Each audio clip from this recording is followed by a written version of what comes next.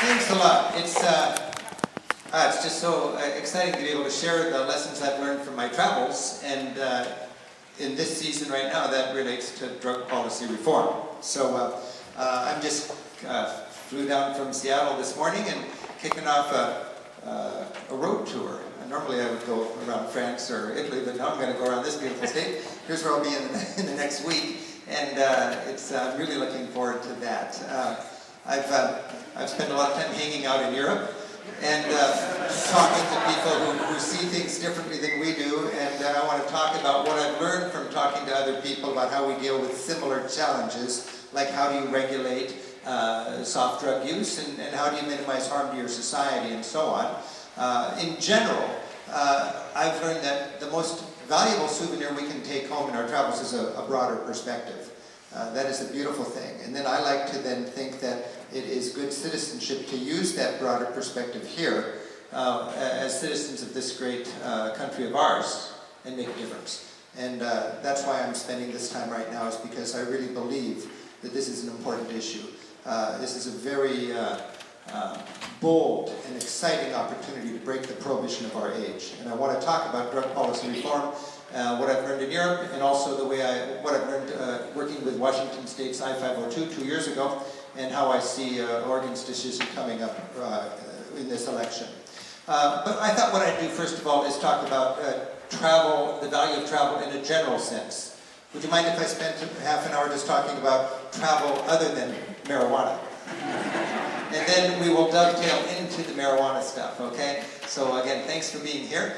And this is sort of the shakedown talk for 10 talks I'm going to give in the next 6 days, so I don't know exactly how long it's going to last, but it'll be about an hour. It'll be about half an hour of this general travel, and then half an hour of drug policy reform ideas. And then we'll have a chance for a little Q&A, and then I'd love to hang out afterwards and talk if you would like to. But you know, in my work, my whole thing is to bring home the magic experience and make travel accessible, and to make it affordable and efficient and fun, but also broadening and give us a different take on things. I've been teaching for 30 years, sort of like Maslow's hierarchy of needs, but for travelers. The first decade it was all about cheap trips. I used to come down to Portland and teach right on Broadway here with Avanti Travel back in the 80s, and I was talking about how to get a year rail pass and how to stay healthy and all that sort of stuff. Then in the 90s, it was more about how to appreciate the history and the art and the culture and the cuisine and the wine. I wrote a book called Europe 101. And then since 9/11, I've really been excited about this travel as a political act stuff. To me, that's the pinnacle of Maslow's hierarchy of travel needs. How to travel in a way that gives you an empathy for the other 96% of humanity, that gives you an appreciation of nature, that lets you not be so fearful. Think of how fearful our society is these days. When we were younger, when you went to Europe, they said, bon voyage. Now what do they say? Be careful. Be safe. Travel safe. Good luck. Yeah. I mean, this last year I've been in Egypt, Palestine, Turkey, Israel, and Russia, having a wonderful experience in every place. My loved one said, do you think that's safe, Rick?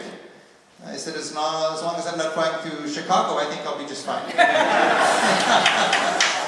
we got to get a grip, America. We're supposed to be brave.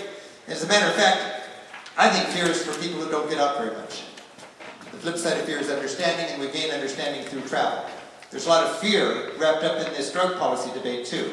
A lot of us are afraid to do anything different, but what we've been doing for the last 40 years, which is a losing thing. So I talk about that in my teaching, with our tours, and so on. I talk about how you gain an appreciation for nature when you travel. I mean, we've got beautiful nature right here in our backyard in the Northwest. The nice thing about Europe's nature is it's very accessible. I mean, you can ride the lift up for breakfast and then spend 3 hours tight roping on a ridge like this. I mean, it's incredible. You got a lake stretching all the way to Germany on one side, and the other side you got the most incredible alpine panorama anywhere, the Eiger Monk and Jungfrau. And ahead of you hear the long legato tones of an elk horn, announcing that the helicopter stopped Mountain Hut is open, it's just around the corner, and the coffee schnapps is on. Oh, that is good travel. And then you just get excited about nature, and that's a beautiful thing. You also get excited about culture. I think a lot of it, I was for 25 years, I led our tours around Europe. And I found a lot of my American tourists were a little bit put off by people who were excited about something that we weren't excited about. It's like, are you saying you're better than us? No, we just think stinky cheese is cool. Okay? It's not they're better than us. It's just like kids in the show and tell on Monday morning. I did this. It's really fun. Try it out. I like it. You know, the French are evangelical about stinky cheese, aren't they? Now, I grew up thinking cheese is no big deal. It's orange in the shape of the bread. Here, cheese sandwich. And then I went over to Europe and I realized, man, there's a different cheese for every day of the year. And that's kind of exciting. You don't have to love cheese when you get home, but it is nice to know that some people really get into cheese. It's an option that you have. History is more fun when you travel. You gain an appreciation for history's happening today. We're part of it. 100 years from now, this will be in the textbooks and it'll be a heady time, an exciting time, and we're living in it. We're making history. We're making history here when we deal with the prohibition against marijuana. When you go to Europe, you're seeing the unification of Europe, the big ideologies going head to head, all this exciting stuff happening. And when you travel, I think you can get a better appreciation for history if you have the right attitude. I remember I was on the, well, first of all, I remember when I was a college kid, I got a history degree accidentally. I didn't plan it. I just woke up in the dorm one morning and it occurred to me I've got 7 history classes under my belt. 3 more and I'm a historian. Let's push on through. You know, I was just going to history classes because they were interesting, because I had been there and I had been able to travel in these places. I was lucky to have been in Berlin on the month they were opening up their new Reichstag Dome.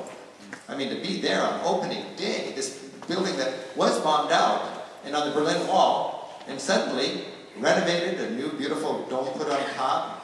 I was up there on the opening day, surrounded by teary-eyed Germans on the top of that dome. Anytime you're surrounded by teary-eyed Germans, something exceptional is going on. And it occurred to me, wow, this is a very powerful and important moment. The opening of this beautiful, glorious glass dome was the symbolic closing of the difficult chapter in the history of a great nation. No more division, no more communism, no more fascism. A united country starting a new century with a new Capitol building, looking into a promising future. Wow.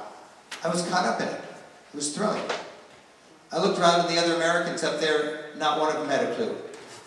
And I thought, I'm living in a dumbed-down society. It saddened me. And it occurred to me there are powerful forces in our society that would find it convenient if we're all just dumbed down. Just go shopping, we'll take care of it. Boy, the challenges confronting our nation are too important and too complex for us to just say, they'll take care of it, we'll go shopping. I mean, we need to be engaged. And I promised to myself right then and there that as in my world as a travel writer, I would expect my travelers to be engaged and challenged in their travels. I just love that aspect of travel. But, you know, anywhere, in travel or whatever, if you dumb people down, you can make more money off of them. The whole system wants to dumb us down because then we're easier to turn ourselves into mindless producer-consumers, and they have their way with us. So it's a little bit subversive to encourage your market segment to be smartened up. But that's what I want to do in my travels as a travel writer. Yeah. At this point, it seems very natural to go into a little pledge drive talk for OPB. Because as you know, there's one place on the dial that respects your intelligence, that assumes an attention span, and can bring you programming that smarts you up. But I won't do that. But I will remind you that OPB is my presenting station. Even though I'm from Seattle for 20 years, my shows have gone all over the United States, and they always start with the OPB jingle, so most Americans think I'm from the great state of Oregon. So that's one reason I want you guys to get your act together when it comes to drug policy reform. So, you know, a great thing about travel is you meet different people. You meet different people. I'm just looking around this room here. This is such a homogeneous, beautiful, homogeneous space. And, you know, it's just like my world. I mean, where I go to church, where I work, in my little suburb, it's quite nice in this way. But when you travel, you find yourself the odd one out, and people stare at you, and that's healthy once in a while. It's just really stimulating. It's nice. It's healthy. And I just love it when I go far away and I become not the norm anymore. There's a lot of ways where we think we're the norm and we're not. People who sit on something to go to the bathroom are the oddballs on this planet. I've been on airplanes in India where there's a little diagram of a stick figure explaining to people who've never been on an airplane not to stand on the toilet and squat over it. Because most people don't need to sit on something when they go to the bathroom. There's just many, many, many ways where we are not as normal as we think we are. But we don't know that unless we get out and get out of our comfort zone.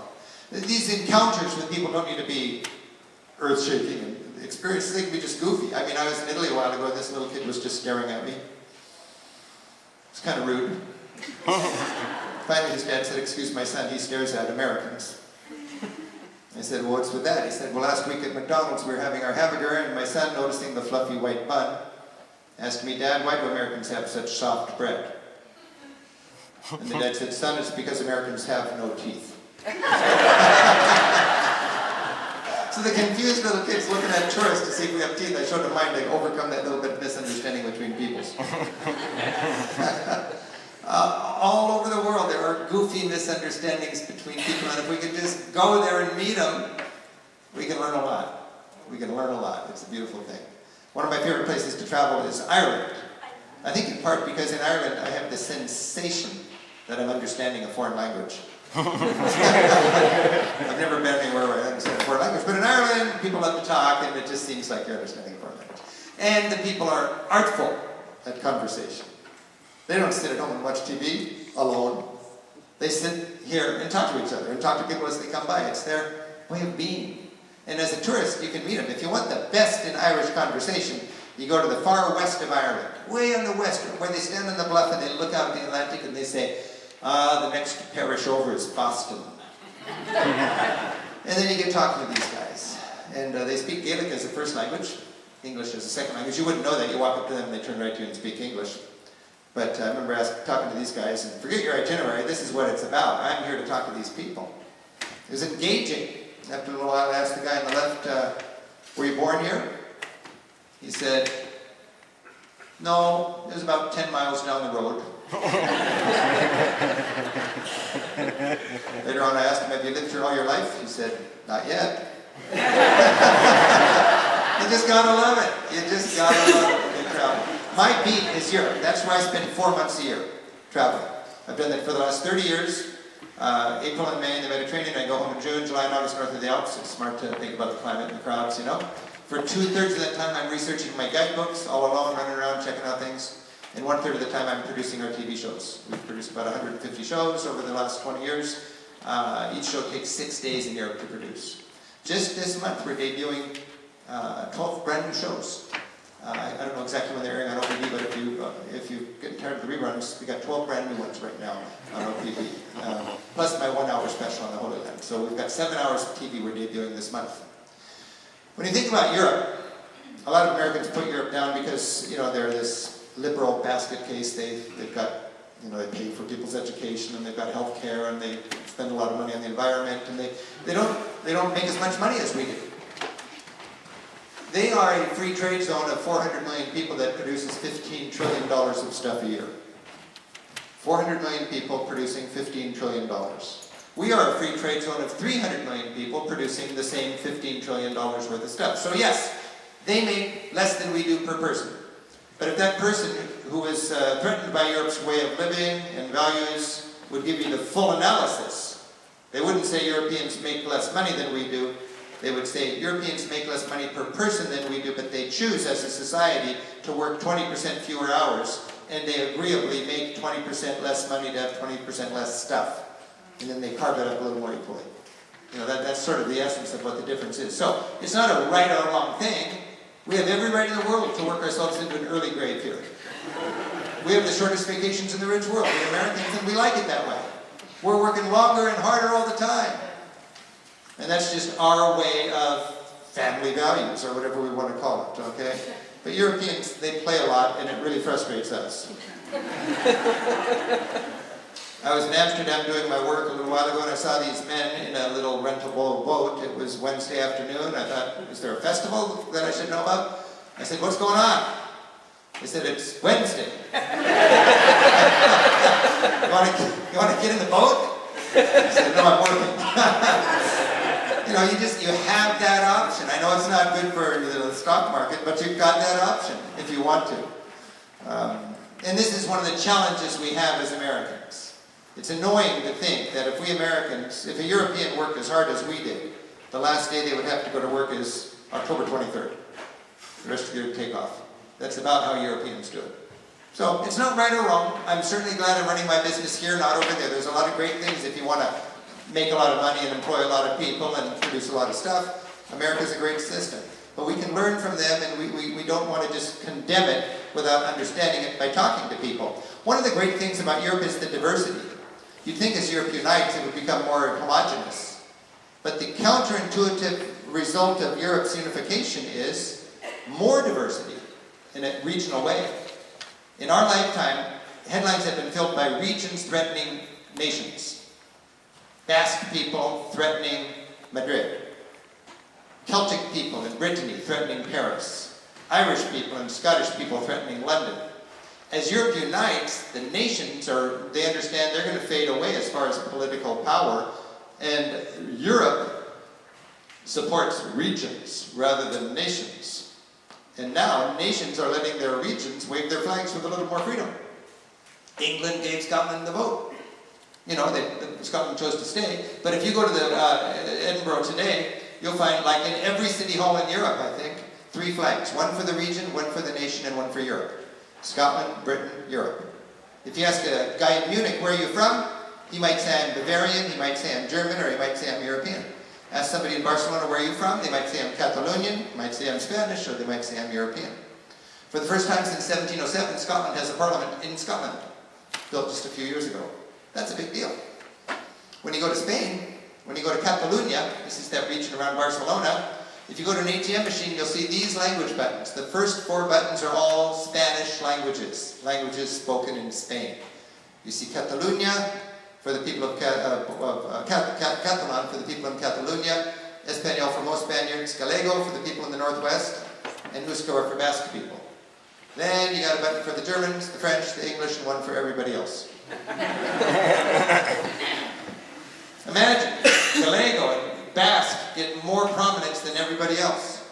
Now, if you were to go to Basque country, you'd find the Basque button first, but you'd also find the Catalan button up there out of solidarity. You see, these are regions, these are called nations without states. You know, and they're all victims of the tyranny of the majority in their mind, and they all stick together in solidarity. It's a very interesting dynamic in Europe, and they're getting stronger. Nowadays, more people are speaking the little languages in Europe than a generation ago. In Barcelona, the kids learn Catalan first, and they learn Spanish as a second language in school. That's a big change from before. In Europe, I mentioned it's a free trade zone. Everybody joins up, everybody gives in, everybody takes out. Rich countries give in more than they take out. Poor countries give in less than they take out. There's a median, and then the poor countries are lifted up. For instance, the infrastructure is something all of Europe is investing in, and the poor countries are getting infrastructure they didn't used to have. I remember when the 4 poor countries, Ireland, Portugal, Spain, and Greece, had no freeways at all. Today they're laced by German-style freeways, and with every new freeway in those countries, you see a sign like this with a European flag on it that says, this road was paid for 85% by the European Union. That means Germany and France paid for this road, and you Irish people need to use it. Because we're keeping up with America. All my life I've gone down to Greece and crossed the Corinth Canal or the Gulf of Corinth on a funky little Greek ferry. A few years ago I came down and all of a sudden there was this big fancy bridge there. When I looked at this bridge, I had a double take. I thought, this is not a Greek bridge. This is a German bridge built in Greece to get German trucks filled with gummy bears over the Gulf of Corinth and into the Peloponnesian Peninsula to sell their stuff. They're all investing in their infrastructure so they can all trade better. This is the new train station in Berlin. It's amazing. 1,000 trains a day come and go at different levels and at right angles. Trains are fast. I was recently in the Munich train station taking pictures of trains coming into the station. Specifically cute. What were cute little birds squished to the windshield? I know, it's sad. I looked at that little bird and I thought 2 things. First I thought, this is a dangerous continent if you're a slow bird. Then I thought, man, oh man. This is a surreal image where I come from. I don't know about Portland, but up in Seattle, you'd wait all your life to see a bird squished to the windshield of a train. It just doesn't happen. I can see a bird sitting on the rooftop on a folding chair with a drink and a cigar maybe, but not squished over the windshield. For the first time in my life, I took the train down from Seattle to Portland and back last month, and I learned that the trains here stop for cargo. In Europe, the cargo stops for passengers. But I could almost write a blog entry about the poignancy of that, what's most important here. But it's just, Europe likes its public transportation and its infrastructure. In my travels, I've learned that everybody does not have the American dream. I used to think, of course, if they got any common sense at all, they've got the American dream. If they don't, we should go over there and teach them. Then I realized the Sri Lankan people have the Sri Lankan dream. Norwegians have the Norwegian dream. Moroccans have the Moroccan dream. In my travels, I've also learned that there are impressive struggles going on. There's impressive pride. There's impressive spine. There are struggles going on that we are completely oblivious to. As a tour guide, one of my favorite things is to take a group through Eastern Turkey. You don't have any famous sites in Eastern Turkey. It's just a cultural scavenger hunt. You're out looking for exciting things to show your group as a tour guide. We're tooling around over there near the Mount Ararat, and we come upon a high school stadium filled with students having some kind of a rally. We stop the bus, go in to see what's going on. 200 high school kids thrusting their fist up in the air and screaming in unison, "We are a secular nation. We are a secular nation." I asked my guide, "What's going on here? Don't they like God?" He said, "Oh no, in Turkey we love God, but considering the rising tide of Islamic fundamentalism just over our border to the east, we're very concerned about the fragile and precious separation of mosque and state." Wow, pep rally for secularism. That's pretty cool. How many of our decision makers have any sense of that when they make decisions about, priorities in these countries and stuff? You've got to go travel there. You can't sit on the rooftop of the Intercontinental Hotel and talk to some guy who owns half the land in that country to find out how we should have our policy there. It's a very interesting thing to go there and meet people. That's why I went to Iran. People ask me, "Why are you going to Iran?" I went there 6 years ago or something when there was a lot of saber rattling going on. Look, I'm going to have a war going on there, and I told people I'm going to Iran because I think it's good style to know people before you bomb them. Sometimes you got to bomb people. I'm not a pacifist that way. There's sometimes you need to use your military, but I'm a taxpayer, and I believe every bullet that flies and every bomb that drops has my name on it, and I want to know what's going on. And you're not going to find that out by watching commercial news, I'll tell you that. So I went into Iran. I was scared. Almost left my big camera in Athens and flew in with our little sneak camera thinking they'd be throwing stones at us when we were shooting on the streets of Iran. But I got there, and I've never been so impressed by the friendliness of the people I met on the streets. Now, it's really odd in Iran because you've got all these friendly people on the streets, and above you you've got 10-story tall, hateful banners that say "Down with America." Our flag made with dropping bombs and skulls. It's awkward. It's like, you hate us, but you like us. I don't understand it. This banner is older than most people in Iran. Now, I was stuck in that traffic jam. Tehran has 12 or 15 million people, lots of traffic jams. It's just silent, and suddenly the man in the next car goes like this to my driver, "Roll down your window." He hands over a bouquet of flowers, and he says, "Give this to the foreigner in your back seat and apologize for our traffic." I thought, now that's really nice. That never happens where I live.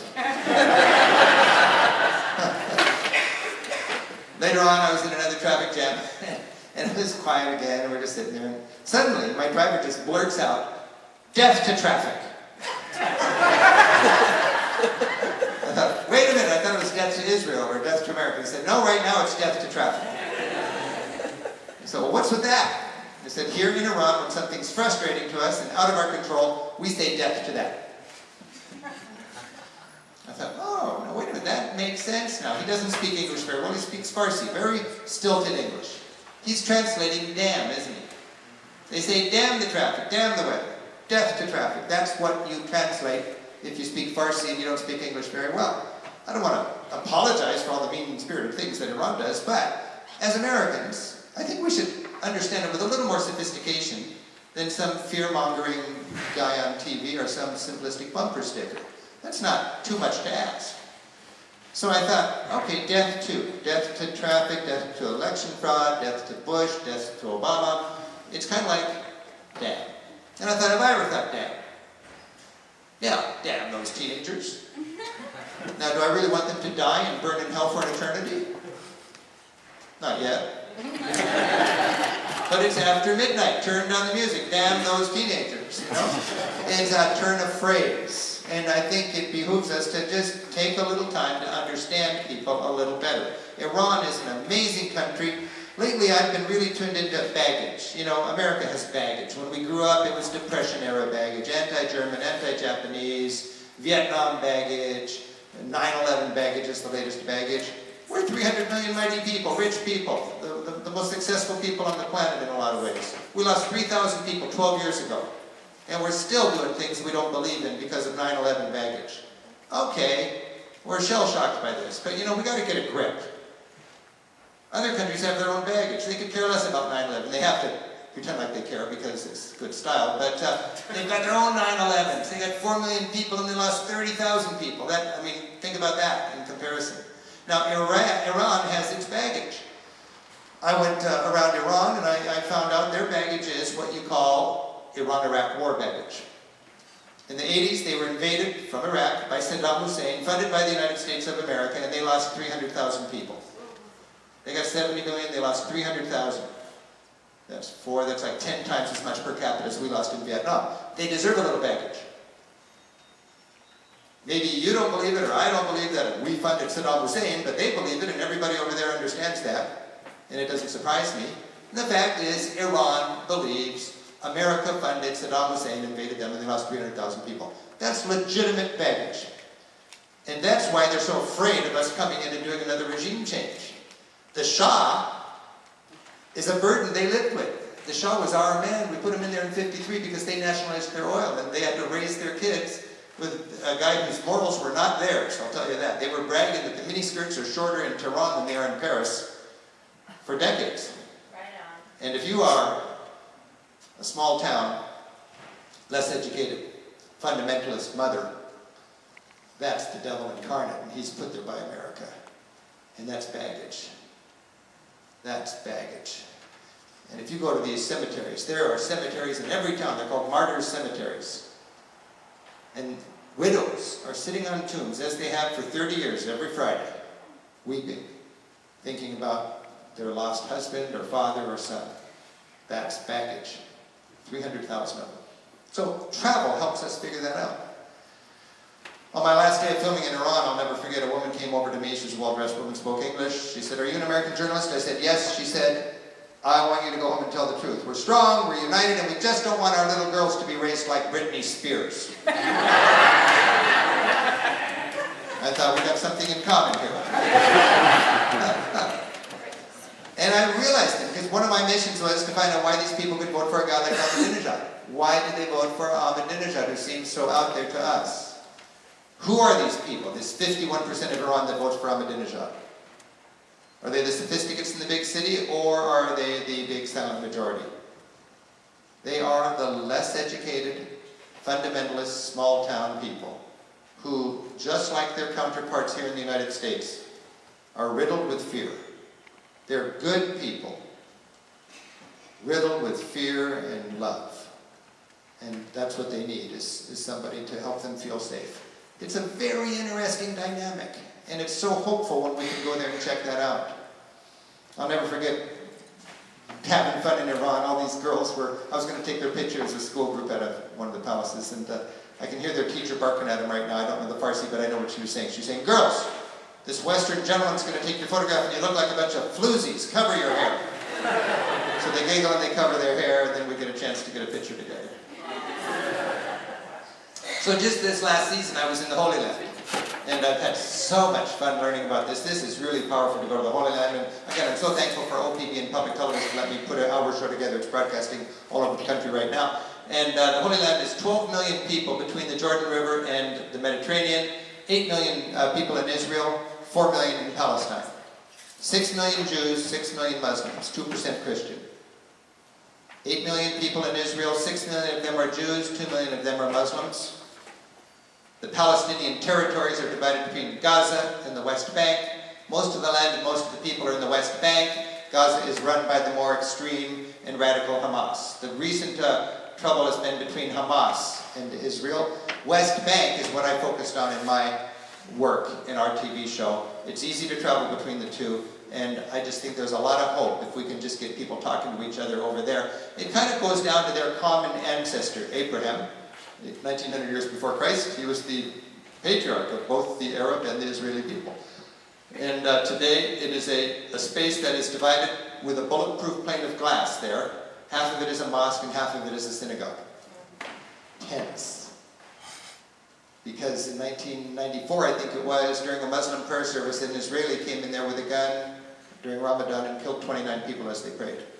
So now they have that difficult aura of the place that remains very sacred and important to Muslims and Jews. But that's the tomb of Abraham.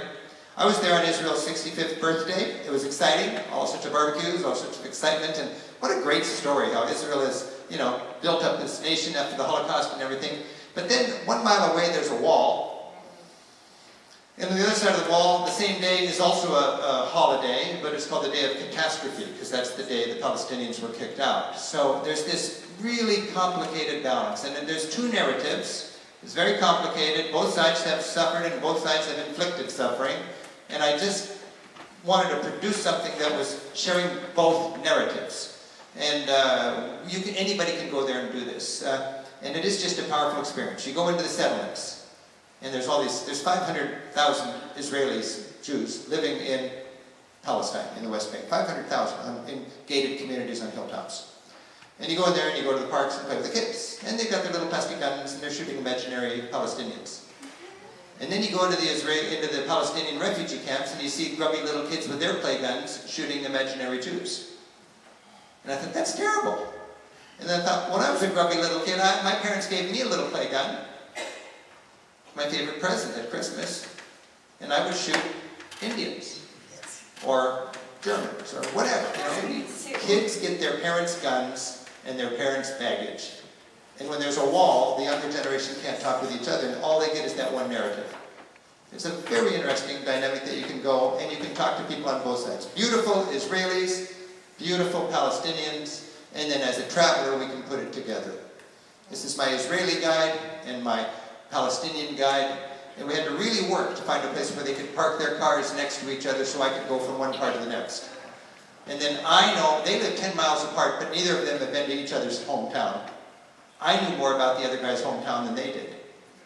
And I got to help them pass cards back and forth, and they're both beautiful people, peace-loving people, trying to fight against the status quo, which keeps people divided so they can keep fighting this war. It's a very interesting challenge, and we can learn about that in our travels. When you travel, you realize people love their liberty, There's even a town in Spain that thinks it's got more liberty than us. It's the home of Salvador Dali, kind of case. And I'm so charmed by Europe. That's my beat. That's, to me, the wading pool for world exploration. And I just love to find little festivals where the traditions are being passed from one generation to the next. Here, every summer there's a day in Verona where the older kids teach the younger kids how to make a good ravioli. There's a little town in France, a humble little town, where the Chamber of Commerce has got together and got its money together to make these orbs so visitors can appreciate the fine differences in the bouquet of the different wines that they produce. A good nose is a life skill worth investing in that part of France. All over Europe, people happily pay too much for their loaf of bread in order to buy it from the person who baked it. Europeans appreciate their fine wine, and they know how to fill it up really cheap. And that's the kind of stuff I talk about. I don't... Today I'm not going to talk... People when I come to town think I'm going to talk about travel a lot of times. What I decided to do is, I brought some of these DVDs here. There's not enough for everybody, but there's about 20 here. If you wish I was talking about travel tonight, or you wanted me to talk more about that, this has 3 hours of how to travel information. It's got our 3 TV shows about how to travel in Europe and my 90-minute lecture on how to travel smartly, okay? It also has about a 45-minute front row seat on one of our tour buses to find out about our tour program. Every year we take 15,000 people on 500 tours around Europe in little groups and have just a great time doing that. But if you want to have this with all the how to travel information, it's free. You can just grab one up here afterwards. Please, there's not enough for everybody, so one per group and only if you really are going to use it. If they're out, you can see the same stuff on my website at ricksteves.com.